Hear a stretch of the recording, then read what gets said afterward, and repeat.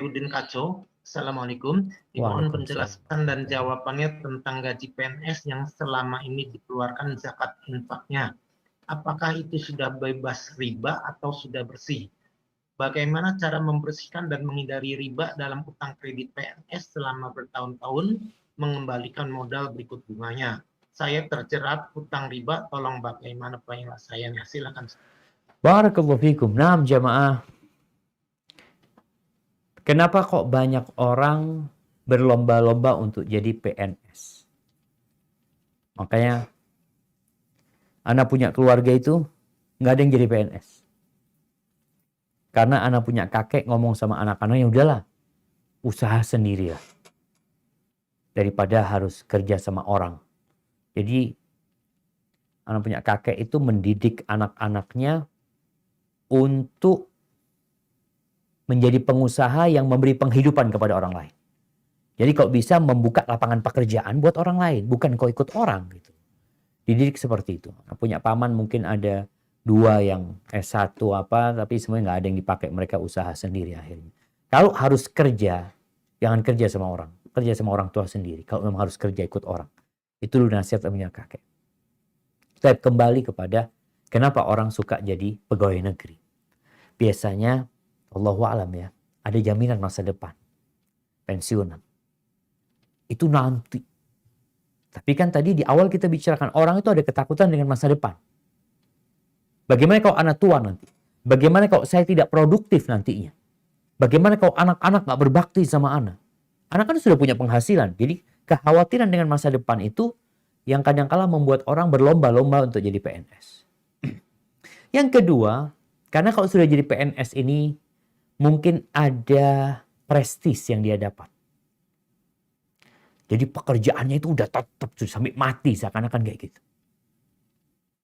Mungkin dalam pandangannya nggak ada PNS yang di PHK, nggak ada. Ya nggak ada kan ya. PNS yang di PHK itu nggak ada. Jadi ada jaminan buat dia kerjaannya itu tetap gitu. Kemudian yang ketiga, SK-nya itu bisa buat riba. SK-nya itu bisa istilahnya itu disekolahkan. Nah, kalau bahasa kita di Jember ini, ya disekolahkan ya. Sekolah. Jadi SK itu bisa sekolah lagi, ambil S2, S3 di bank konvensional ya. Seperti itu. Itu menyebabkan orang ingin jadi PNS. Bicara PNS, kalau pekerjaannya halal-halal nggak ada masalah sebenarnya. Cuma yang perlu kita lihat, tadi ditanyakan tentang yang dikeluarkan Ustaz, masalah zakat. Zakat. Ketahuilah bahwasanya Islam ini agama yang sangat menghormati harta orang lain. Bicara zakat, ada ketentuannya dalam Islam. Zakat itu kalau sudah sampai nisabnya, kalau sudah berputar 1 tahun. Nisabnya itu kira-kira 85 gram emas murni. Kalau engkau punya uang 85 gram emas murni milik, dan dari harta yang berkembang, emas, perak atau uang itu, yang membeku selama 1 tahun, baru dikeluarkan zakat. Zakatnya 2,5%. Tapi kalau tadi, soalnya kalau dikatakan yang tanya ini nggak ada duitnya, udah terjerat utang gitu. Bahkan sebagian PNS itu hanya dapat tiap bulan 300.000. Duitnya sudah habis, gajinya buat kredit ini, kredit itu habis, gaji tinggal 300. Ini kadangkala yang membuat dedikasi seorang PNS itu turun. Karena dia bekerja sebulan cuma dapat berapa? 300.000. Buat apa Ustaz 300.000?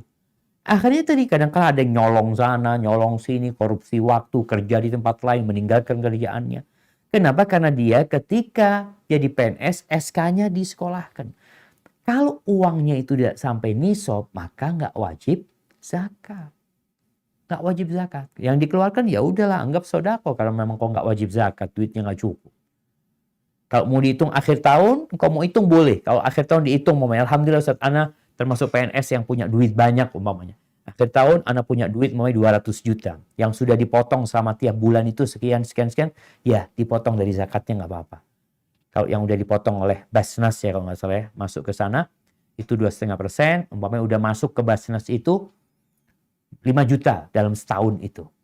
Kewajiban dia zakat berapa? Ana karena punya uang 200 juta, kewajibannya 5 juta. Oh, berarti lunas sudah bersih. Anda nggak punya kewajiban zakat lagi. Kecuali sedekah. Kemudian kalau bicara utang riba tadi, maka ini jemaah, pemahaman kita. Kita harus bertakwa kepada Allah Azza wa Jalla. Yamhaqullahu riba. Allah itu menghancurkan riba. Sebagian orang karena ingin cepat kaya, karena ingin terlihat kaya, bukan cepat kaya, terlihat kaya. Beli mobil dengan SK tersebut, kredit yang dalam akadnya itu ada unsur riba. Dia lakukan itu. Padahal yang namanya utang ini, hammun billail wa dhullun bin nahar. Kegalauan di malam hari dan kehinaan di siang hari. Malam hari engkau akan kepikiran gimana melunasi utang.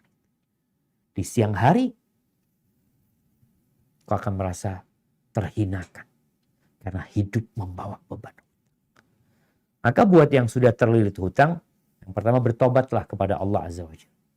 Karena engkau melakukan perbuatan haram. Akad yang dilakukan itu akad riba. Yang Allah mengumumkan perang kepada pelaku riba itu. Yang dilaknat orang yang pinjam dan meminjamkan. Yang jadi penulisnya dilaknat. Yang jadi tellernya dilaknat. Yang jadi saksinya dilaknat. Maka bertobatlah kepada Allah dengan taubat dan nasuh.